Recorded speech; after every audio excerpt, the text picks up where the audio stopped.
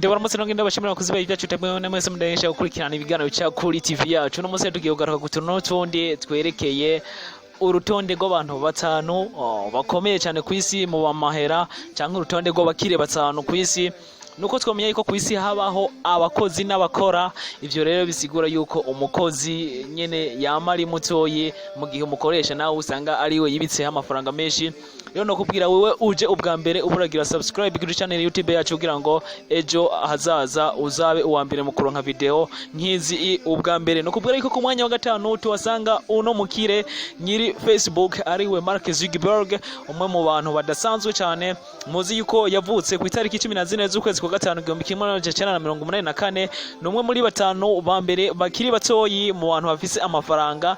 No kubwira yuko Facebook yayishinze mu 2004 igihe yiga muri Université Harvard ari kumwe na Eduardo Savere, Dustin Moscovici hamwe na Chris Ige, ariko kuva mu 2015 ni wari directeur general bimutuma yigwizaho amamiliyari ashika miliyari 77 y'amadolari y'abanyamerika. Murumva yuko ari amafaranga menshi. No kubwira yuko uno mugabo asanzwe ari kandi afise izindi mbuga nka Instagram hamwe na WhatsApp arizo ziwe, kandi zimwinjiriza amafaranga atabarika kubwo bagenda bashirako ibintu avyo biba bigenda bimwinjiriza amafaranga. Ndetse afise umugore umwe yitwa Priscilla Chan hamwe n'umwana yitwa Maxime Zuckerberg. No kubwira yuko uno mugabo ari umwe mu bantu badasanzwe cyane, asanzwe ari n'umuhinga mu bintu bijanye nyene na informatique.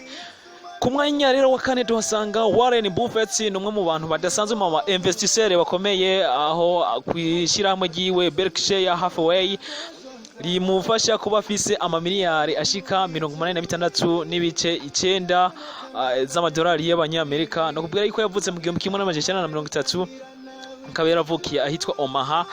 Numwe mu ba investisseurs yinvestisa cyane mu bintu bikomeye, tukavuga nko muri Apple, afise y'imigabane Bank of America, Kraft Heinz na Coca-Cola.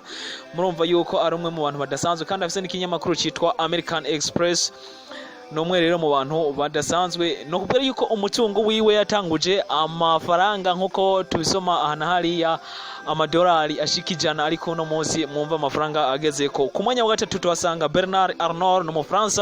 Muri Urutonde niwe muntu w'umunyamahanga mu atari abanyamerika arimwo umufaransa nyene musanzwe muzi ko adandaza impuzu canke ibintu byo kwibeza vya Louis Vuitton, Mort, Hennessy, bimufasha kuba agera ku mamiliyari ashika 108 y'amadolari y'abanyamerika. Murumva yuko nawe ari mu bantu badasanzwe kandi yinjiza amafaranga atabarika mu bijanye n'izo z'impuzu canke ibintu by'inyambaro agenda yibikaho. No kubwira nyene kandi ibinyamakuru nka Tribune, Les Echos Parisien bivanye no kubwira yuko bivanye n'amafaranga afise, rero bikabimushira ku mwanya wa gatatu. Ndetse muri MVH ivyo vya Louis Vuitton asanzwe afise umugabane wa 70%.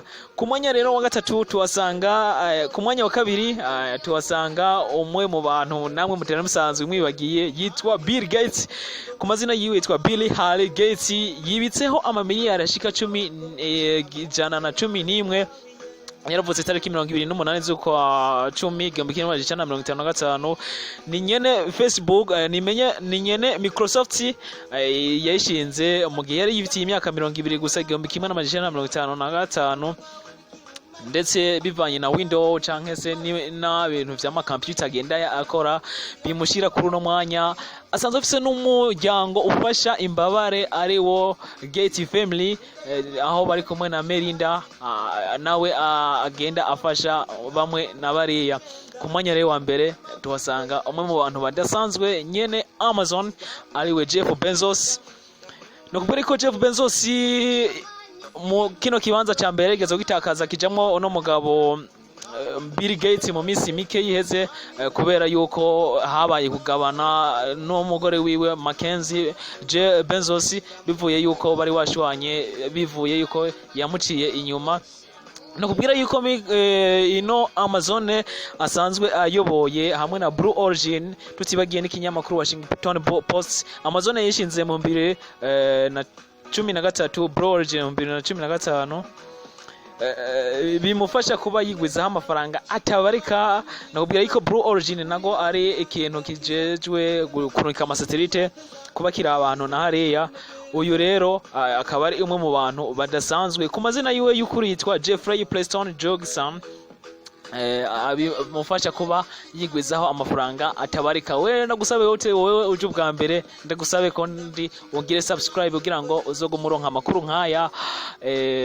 Tuweje kuba turaba urutonde rw'abantu batanu bakomeye. Mwabonye yuko Jeff Bezos ari waza ku mwanya wa mbere, Bill Gates wa kabiri, Bernard Arnault kwa gatatu, Warren Buffett wa kane, Mark Zuckerberg ku mwanya wa gatanu. Ndagusabe rero hoje canke ushimishijwe ube uragira like hanyuma usangize ino video n'abandi.